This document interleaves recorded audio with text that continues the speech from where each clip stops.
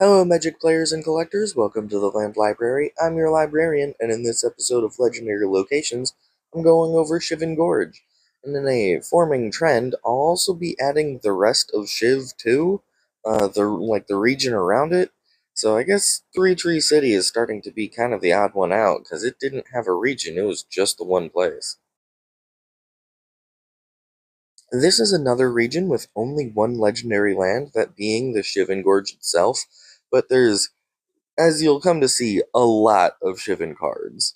Starting off with the explanation of Shivan Gorge, though, this legendary land can tap for a colorless, or you can pay 1 red and 2 generic to tap and deal 1 damage to all opponents. Pretty simple and straightforward. And next up is the rest of the cards. So we'll start off with the dragons. Shiv is a very volcanic area, so it is a great place for fire dragons, including Shivan Branchburner, Shivan Devastator, Shivan Hellkite, Shivan Worm, Scoria Worm, Volcanic Dragon, Rorik's Bladewing, Daragaz the Igniter, Daragaz Reincarnated, Vishivan Dragon, and Shivan Dragon. But dragons aren't the only thing in Shiv. There are other beasts like Shivan Phoenix, Shivan Raptor, Shivan Wumpus, Dromasaur, Daragaz's attendant, and fire ants. And there, of course, are the various peoples of Shiv, which are the goblins, the Viashino, and the group of humans known as the Gitu. These cards include Shivan Sandmage, Retromancer, Viashino Sandscout, Viashino Bay, Viashino Blade Scout, Viashino Cutthroat, Viashino Grappler, Viashino Heretic, Viashino Outrider, Viashino Pyromancer, Viashino Runner, Viashino Weaponsmith, Shivan Emissary, Shivan Zombie, Gitu Amplifier, Gitu Chronicler, Gitu Journey Mage, Gitu Fire Eater, Gitu Lava Runner, Gitu Slinger, and Giora of the Gitu. And you may have noticed that despite me saying there were goblins in Shiv, I didn't include any goblins on that list, and that's because it's really hard to tell what goblins are actually Shivan goblins. There's so many goblins, and they also live in other parts of Dominaria, so even if I can find Dominarian goblins, like goblins out of Dominarian sets, that doesn't mean they're Shivan goblins. The only goblin I can confidently confirm is Goblin Picker, because it mentions the mana rig in its flavor text, so I'm pretty sure that's a Shivan Goblin. But I've found a couple other probable Shivan Goblins, but I can't quite confirm them. These probable Shivan Goblins are Bloodstone Goblin, Spitfire Handler, and Dragon's Herald. And this is already starting to be a huge list of cards, but we still have to move on to the non-creatures. We have Shiv's Embrace, Shivan Meteor, Shivan Harvest, Shivan Fire, Daragaz's Charm, Breath of Daragaz, Bender Break, Heat Ray, Impending Disaster, Acidic Soil, and Scorching Lava for the spells.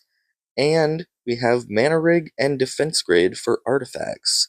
And that leaves, of course, my favorite part, the lands. The lands in Shiv are Shivan Reach, Shivan Oasis, Molten Tributary, Gitu Encampment, and Daragaz's Caldera. And I know this video isn't really about the other lands, but I just have to show you the amazing art on Shivan Reef and Gitu Encampment. These cards have seen plenty of reprints and have gotten new arts a couple of times each. And on that topic, there's actually 2 more lands that I could find that are not so much part of Shiv as a whole, like the card, but they have an art depicting Shiv, which is the Secret Layer print of Scalding Tarn and one of the mountains from Dominaria United. And that's all for the cards I can find for Shiv, which is a whopping 55 cards, or 58 if you include the unconfirmed goblins, or even 60 if you want to count that Scalding Tarn and Mountain. Shiv is a medium-sized continent belonging to the plane of Dominaria, and is characterized by its extremely hot and volcanic landscape. Even the coastline is hot, with most of the water immediately surrounding the continent being in a constant state of boiling. Due to its many active volcanoes, Shiv's landscape is known to shift and change fairly quickly, and is very inhospitable for outsiders.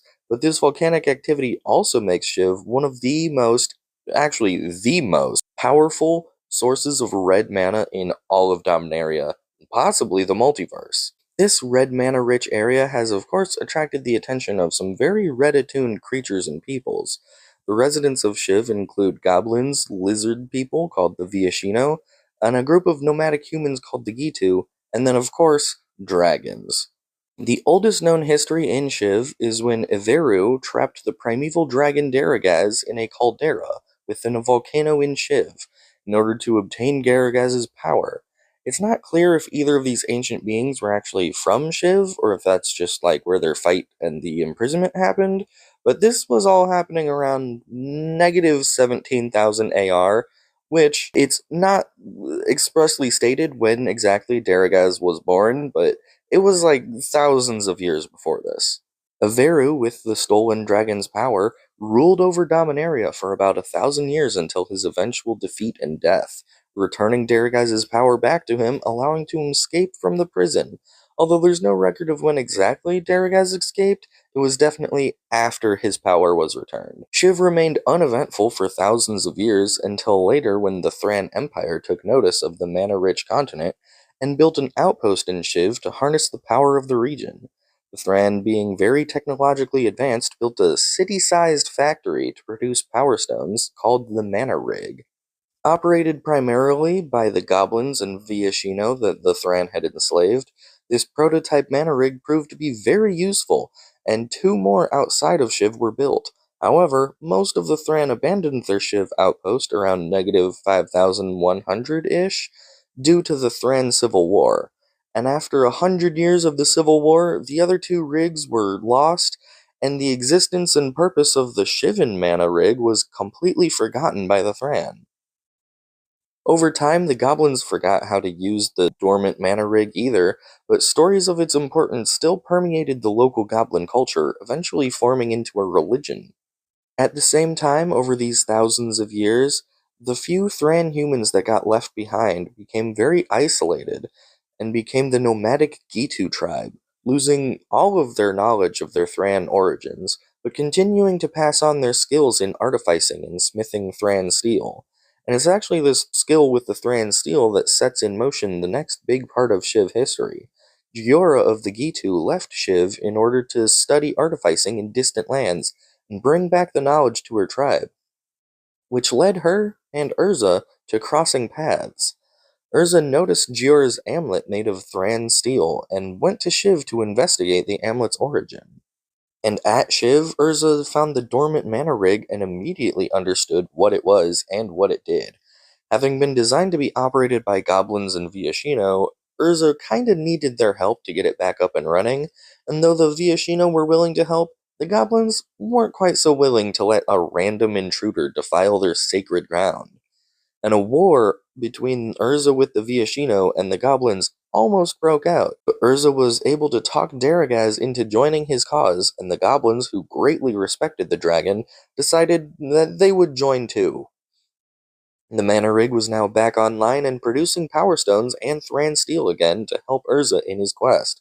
Eventually, though, when the Phyrexians invaded Dominaria, Giora upgraded the mana rig's defensive capabilities to fight against the Phyrexians.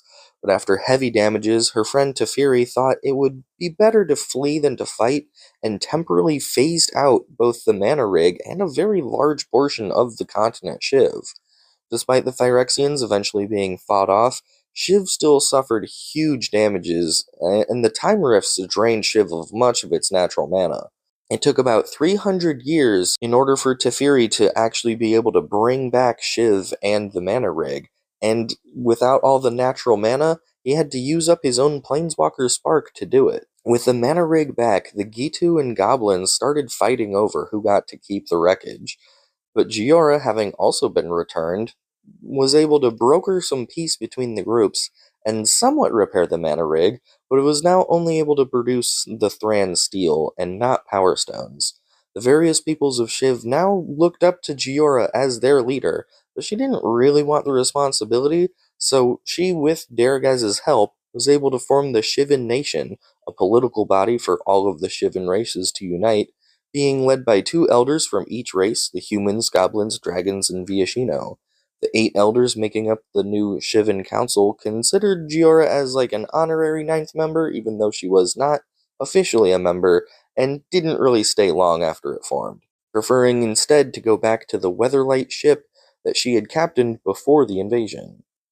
That is, until the second Phyrexian invasion, the new Phyrexians used the Shivan Oasis Comedia Crater as their new staging grounds after losing the case of Koilos. Giora, with the Coalition, returned to the Mana Rig and clashed with the new Phyrexians in the largest battle of the invasion. The Phyrexians were able to eventually overrun the Mana Rig, and after losing 3 Coalition leaders, Giora was forced to activate its self-destruct function, causing massive casualties to the Phyrexians.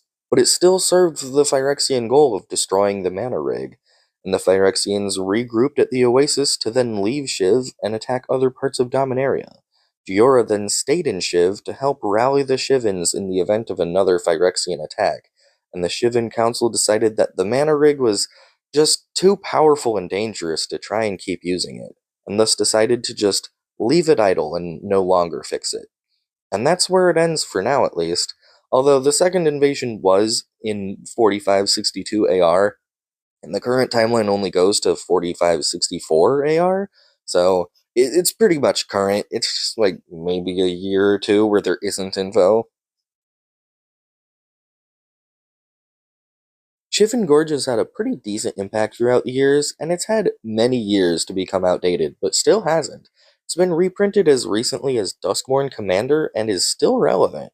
Although, and I feel like this should be pretty obvious, this is a land that's much better in Commander.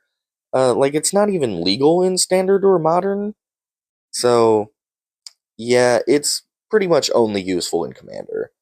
Most lands that deal damage only do it on entering, like the ping lands, or rely on things like discarding other lands, like Ramunap Ruins.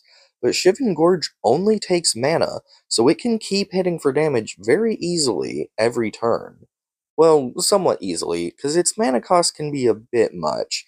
3 mana and a tap is effectively 4 mana, and 4 mana for 1 damage isn't great, although you would be playing this in Commander, so it'd kind of be 4 mana for 3 damage, but unless you have something to capitalize on that damage, it's kind of too much of a cost to really be worth it.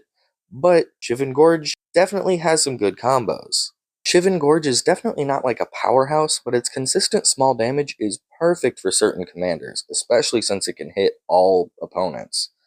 Commanders like Ob Nixilis love that small, consistent damage every turn. Ob Nixilis wants you to do 1 damage, and Shivan Gorge does 1 damage. Or a commander like Valgavoth Harrower of Souls wants you to do damage on someone else's turn, and lands can tap on someone else's turn to do effects. So, Shivan Gorge has got you covered. And then you've got commanders like Gev's Scaled Scorch, which highly benefits from the all opponents being hit, or something like Niv Mizzet, which loves the extra damage from the extra opponents for a 3 draw off of 4 mana. That's pretty good. Although, since it does use a red mana, it is restricted to red commanders, but, I mean, dealing damage is a very red effect anyway, so that's not really that big of a deal. And even outside of specific commander pairs, it goes well with cards like Chandra's Spitfire or City on Fire. So although Shivan Gorge is a bit of a niche land for red aggro commander decks, it does really good in that niche. But it still isn't like a really powerful land without the proper support. So if you're not using it to trigger effects, that mana cost makes it probably better to just not. I think if the tier list was based on only usefulness of the card, this would be in a B tier. Like, it's too niche for a top tier spot, but it's very good in its niche, which feels like a B tier. But I gotta bring it down a tier for its lacking lore. This is a critique as like the location as a whole, not just the card, and Shivan Gorge just doesn't have anything going on. It's kind of just there. It has so little information about it that it, like, if it didn't have the word legendary printed on its card, I wouldn't even think this is a notable place other than maybe a landmark. But I never even saw it a single time mentioned in all of my lore research. Like, nothing happened there, nobody went there, wasn't used for anything, wasn't an obstacle in anyone's path. Absolutely nothing about it feels important or, legendary. So other than the literal game mechanic, there's nothing legendary about it, which it brings it down from a B to a C. If you've made it this far in the video, go ahead and drop that like for turn, and subscribe for more Landfield content. If I missed anything, got anything wrong, or you just have questions, let me know in the comments, and I'll see you in the next legendary locations with Idlamok, Cradle of the Sun.